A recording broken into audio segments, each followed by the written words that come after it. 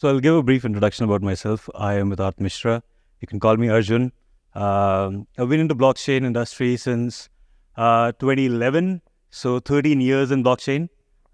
Somebody told me about blockchain in my high school, and I started researching. I started going into the P2P Foundation where it was being worked on. Actually, Bitcoin was the only blockchain at that point of time. And then I have worked through the entire journey of this development of blockchain industry. I've seen how the whole industry has evolved, how the ecosystem has been trying to, again, on one end, fight the government, and on the other end, the technology itself has the potential of revolutionizing the use cases that government itself has. So here today, we will try to check if this is working. Yeah. So I'll give a background of what we've already done in the past. I think nobody in the world can actually claim that they have actually implemented a blockchain technology in a real world use case where a company has shifted their current use cases onto blockchain. Because, I mean, it's still in trial phases. Everybody's doing POCs with it. Nobody's actually done it. In India, we got the telecom regulators to make it mandatory for all telecom messages to go on blockchain. We ourselves process 7 billion transactions a month on that. So, I mean, we do more volume than the entire crypto industry combined. So that's what we've done. Apart from that, we do a lot of other stuff in that particular company. We'll take you through how file and documentation management is actually relevant for the government themselves and how blockchain itself adds value in how record keeping itself works in the government sector.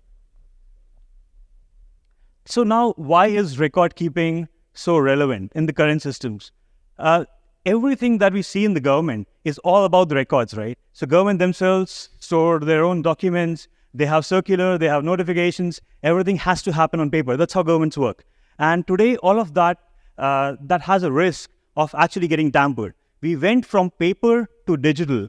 And when we did that for convenience, right? 20, 30 years ago. And in that time, we made our own documentation. We caused a risk to it for it to get tampered.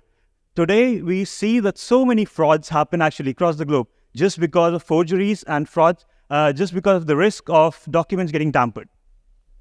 Apart from that, the reconciliation is also further very difficult for the government themselves because of fragmented data and so many other things when these documents are there. And manual enforcement audits themselves have limitations that no current legacy system can actually provide. The global numbers of frauds are $4.5 trillion in terms of identity and financial fraud, and $6 trillion for digital forgery. That means basically just by tampering documents, we are losing $6 trillion worth of GDP globally. And that's the value that we can gain by implementing this solution globally.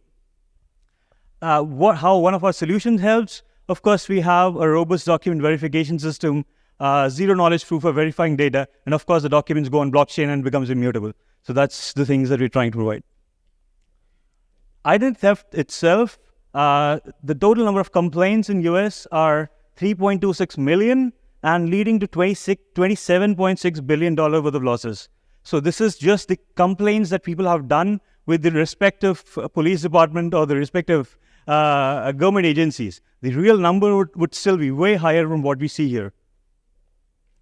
Again, as I said, we went from paper to digital, and that entire transformation has caused this risk of fraudulent and forged documents being there in the whole ecosystem, which are unverifiable. Today, we can go on a website and start to, click on an agreement. So, I mean, today we are signing agreements digitally. When we go enter any website, the company can change that agreement at any point of time. You have no way to prove that what agreement you had actually entered with the organization and what you actually end up fighting a case with. So we need to have an ecosystem wherein the document themselves or agreements or any document, it could be a certificate, it should be immutable.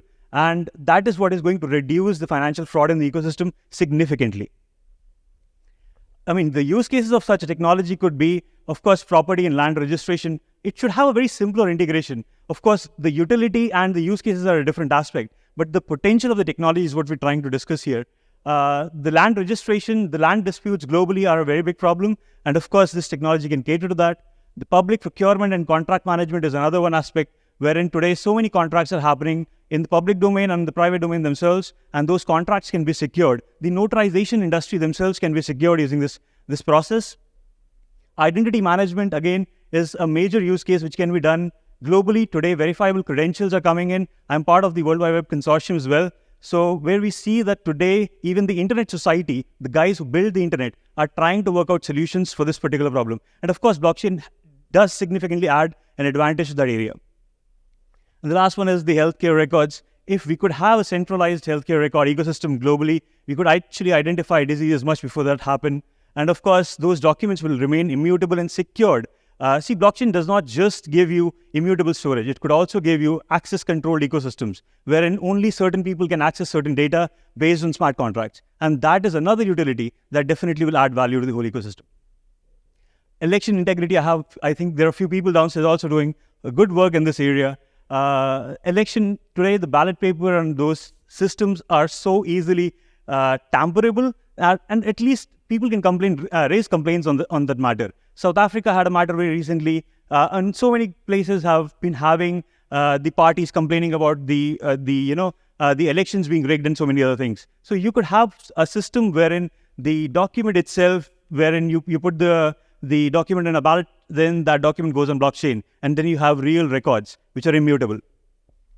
Public records management, and for example, the last one is very interesting: the judiciary and law enforcement records. There were multiple cases in India where I'm from, wherein people changed the complaints that, let's say somebody did a complaint in a police department that, something happened. And then because of lack of, regulatory compliance and a number of things, people change the complaint. It's a digital complaint today. So you can just go ahead and change that complaint. You can change the statements. So what if you could have an ecosystem wherein the police department's records are also on blockchain, so that nobody can change statements, affidavits, or complaints, and create an ecosystem which is much more secure and robust for the community itself. Other use cases are, of course, regulatory technology. The potential of blockchain as a regulatory technology is very big. Any regulator that wants to enforce its compliances towards the industries that it's regulating, today they cannot do that because, the documents are kept within the company records, companies' ecosystems, and they don't want to share it directly. But you could have a blockchain-based ecosystem wherein that particular company will put it into their blockchain, nobody will have access to it, and still the regulator can ensure and guarantee that every company that is working under its domain is actually compliant.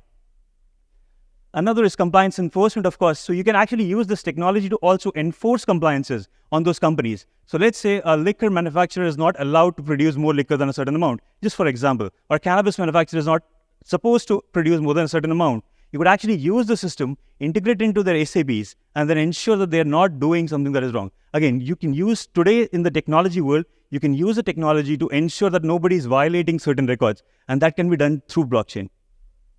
Notarization and legal agreements, another matter that you can, of course, put on blockchain.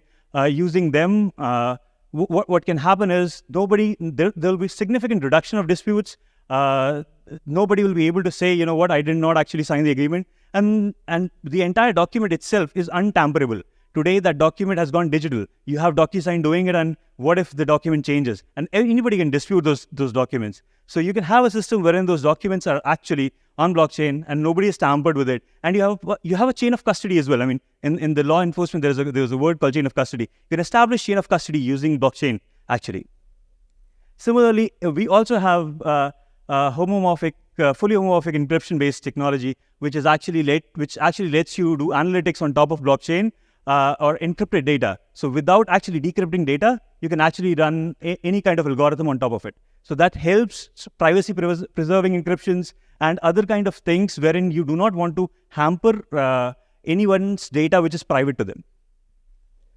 Our own technology actually offers decentralized storage, biometric verification, and automated reconciliation. So by biometric verification, I mean we have a Face ID and a biometric video KYC based verification. So today, if you want to sign a document, you can just have an email signature, which is not that worthy, but this kind of a technology would really ensure that the documents are signed properly. The process is very simple. If you use our product, upload a document, sign the document, share the links, and have decentralized control. A lot of the US government departments could actually use and leverage from our technologies. And of course, not just us, I mean, you can use others as well. But this kind of technology can really impact most of these departments that are mentioned here, specifically the health and the public record-keeping departments.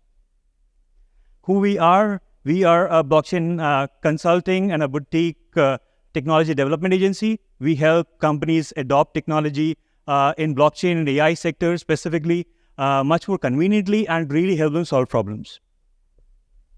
Thank you so much. Please do visit us. We have a booth downstairs. We would love to interact.